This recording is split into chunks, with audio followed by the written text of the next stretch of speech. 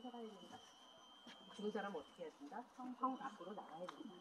그래서 성 밖으로 내보내고 무덤을 쓰게 되는데 그거는 심리 정도 떨어져야 된다. 그래서 성저심이라는 말이 있는 거고, 우리 선조들은 산자와 죽은 자의 공간을 구분하기 원했어요. 그래서 돌아가신 분이 묻으면 우리는 산소에 묻죠.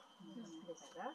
그런데 특히나 이 은평 땅은 심리 바뀌면서도 무악지, 각성고개 이렇게 자연스럽게 지형적으로 산자와 죽은 자를 그렇지 구분해 주니 얼마나 좋아요. 그리고 제일 중요한 거 그것도 있을 것 같아요. 여러분들 부모님 모셔놓은 납골 땅이나 산소가 교통이 불편해. 맞아요. 여기는 의주대로라고 해요. 큰 도로가 지나는 곳이에요. 그러니 얼마나 교통도 좋아요. 그러니까 이곳이 매장지로서 굉장히 선호가 됐고, 그러다 보니 조선 전기서부터 왕릉이 생기기 시작합니다. 그래서 세조의 아들이었던 의경세자가 젊은 나이에 어린 나이에 죽게 되자 그 묘를 쓴 게 서운이 시초예요. 그런데 세조는 참 왕이 찬탈 때문인지 아들 둘이 일찍 죽어요. 그러고 나서 세조가 죽고 예종이 그 세자의 동생이 왕위를 이었지만 그도 1년 좀 지나서 또 죽어요. 그러면서 우리 지금 창릉천이라고 하는, 예전엔 덕수천이라고 불렀는데 그 예종의 능인 창릉이 들어오면서 창릉천이라는 지명도 좀 바뀌게 되죠. 그렇게 해서 능이 하나하나 들어오고 맨 마지막에 들어온 게 물론 이장도 되기도 했지만 그 영조의 첫 번째 왕비였던 그 서씨의 무덤이 생기고, 영조는 정말 아빠를 바라기였어요. 숙종의 능인 명능이 있자 자신의 첫 번째 부인이 돌아가시자 거기다 묻고 옆에 터를 마련을 해요. 아버지 옆에 묻히겠다. 한데 터는 내가 마련하지만 나를 묻어줄 사람은 내가 아니죠. 마지막 예, 이미 계비인 정순왕후가 아유 전부인 옆에서 묻히는 꼴이 그런가요? 아무튼 그래서 영조는 여기로 오지 못하고 동분리에 갔지.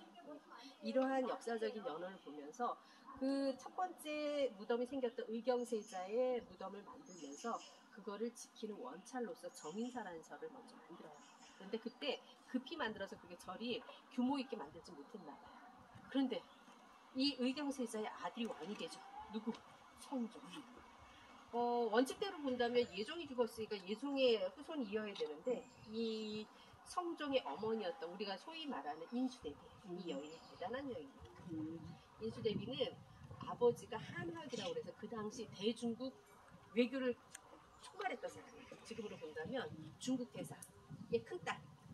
그래서 이 정치적인 감각이나 또 공부도 굉장히 딸임에도 불구하고 잘 가르쳐서 그 당시 우리 조선을 통틀어서 최고로 똑똑한 왕비예요. 인수대비가. 뭐 하나 뭐 그것뿐만이 아니라 산스크리트로 되어 있는 불교까지 읽을 정도로 학문의 조예가 깊어서, 또 이 여인은 매훈이라고 해서 소위 말하는 며느리 시집살이 지침서 같은 걸 만들어서 안팎으로 국내외로 여성들에게 읽히도록 했던 것도 이 여인이에요. 남편인 의경세자가 돌아가셨을 때 큰아들이 4살, 둘째 아들이 뱃속에 있었어요. 그리고 남편이 죽었으니까 궁에 살 수 없으니까 나왔단 말이에요.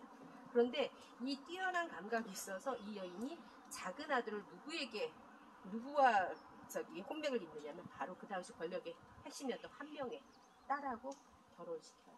그러니까 세조 돌아가시고 좀 이따 예종 올랐지만 예종 돌아가셨을 때 어떻게 보면 그거를 누가 잡느냐 하는 그 순간에 권력의 중심이었던 한명회가 자신의 사위였던 그 자을산댁으로 올려서 성종이 이제 왕위에 오르게 되죠.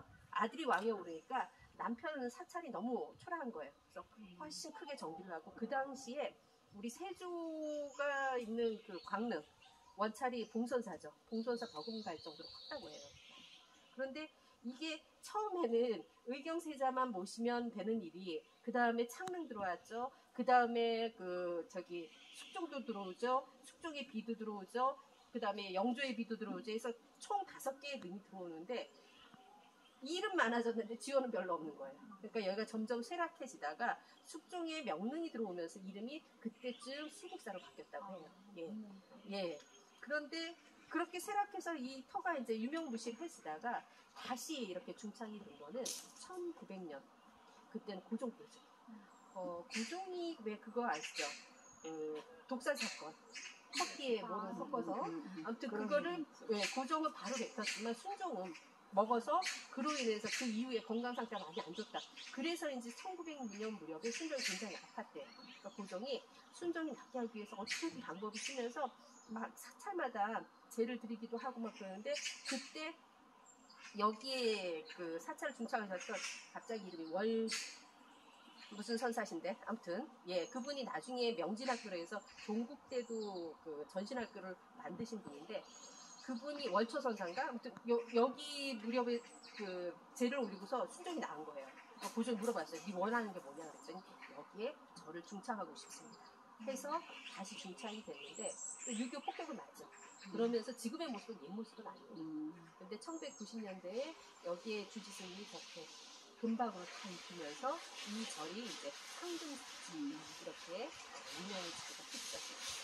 지금 이 사찰이 있는 곳이 지금은 다 뭐 아파트를 둘러싸여서 우리가 익숙한가 모르는데 저 대웅고전에서 보면 그래도 주변에 산 높이나 이런 게 한눈에 들어와요. 그리고 또 하나 여기에 대웅전에 모셔져 있는 가장 작은 부처님 이분은 고려시대 불상으로 알려져 있어요. 그래요? 예.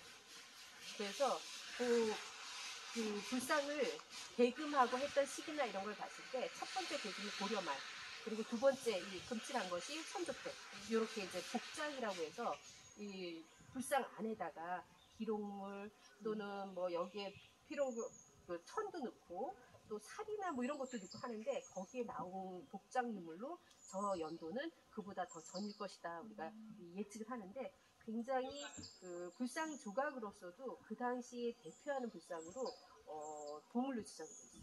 근데 저게 여기에 불상은 아니라고 그래요. 원래는 철원에 있는 심원사 절에 모셨던 불상이라고 해요. 근데 철원은 어떤 곳이냐면 우리 해주최 씨라고 들어보셨죠? 네. 최영자고 그 집안이 그러니까 좀 이렇게 새를 떨치던 곳이고 그 집안에서 저 불상을 수주하지 않았을까. 근데 처음엔 3존불 3개의 불상을 했는데 그 중에 가운데 본존불만 남았다고 하고 제가 왜 여기까지 왔을까?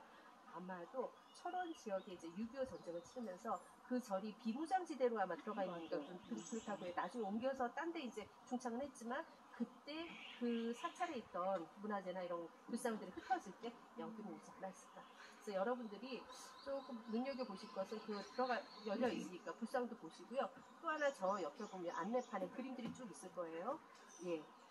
그게 바로 1900년도 그 무렵에 그 월초선사가 여기를 다시 중창을 하면서 궁궐에서 시주를 해가지고 만든 불화들이에요. 근데 저게 거의 조선 말기 불화에 어떻게 왕실 세전 불사였기 때문에 굉장히 퀄리티가 그런데 지금 뭐 저거는 나와 있지 않으니까 여러분들 그냥 보시면 될 것 같고. 저건 다 박물관 들어가잖아요, 원장님? 모르겠어요. 여기서 보관을 하고 있는지 가 있는지는 모르겠어요. 근데 어떤 괴물들 같은 경우는 절에서 계속 가지고 계시면서 큰 덮여 있을 때 걸기도 하고 하니까 모르겠어요. 또 하나는 요 뒤에 있는 올라가시면 뭐가 있죠? 무장의 길 있고 봉수대. 네, 봉수대가 있는데 이 봉수대 같은 경우에는 조선시대 전기에 있었던 유일한 통신수다.